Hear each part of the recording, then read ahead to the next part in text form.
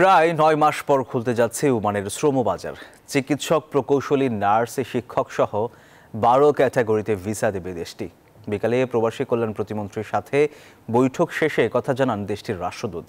আর শ্রম ও কর্মসংস্থান প্রতিমন্ত্রী জানালেন, দেশটিতে থাকা অবৈধ ৯৬,০০০ বাংলাদেশি অভিবাসীকেও বৈধ করবে ওমান সরকার। পাশাপাশি অবৈধ অভিবাসীদের জরিমানা মওকুফের বিষয়েও ভাবছে তারা। গেল বছর অক্টোবরে বন্ধ হয়ে যায় ওমানের শ্রমবাজার। ৯ মাসের লম্বা বিরতি শেষে আবারও খুলতে যাচ্ছে এই বাজারটি।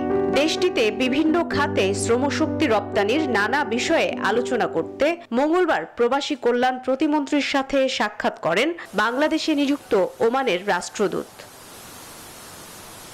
দীর্ঘ আলোচনা শেষে দেশটির রাষ্ট্রদূত বলেন, ১২ ক্যাটাগরিতে ভিসা দেবে তারা। চিকিৎসক, প্রকৌশলী, নার্স, শিক্ষক সহ দক্ষ জনবল নেওয়া হবে বলেও জানান তিনি।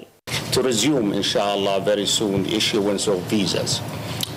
I have made it very clear that this process is apolitical, and we are having periodical review, technical in nature. And very much so professional, and we managed to even grant exemption for 12 categories of professional workers. প্রতিমন্ত্রী বলেন, এখন দক্ষ জনবল visa পেলেও অদক্ষ জনবল নেয়ার বিষয়ে ওয়ার্কিং কমিটি প্রস্তাবনা দেবে।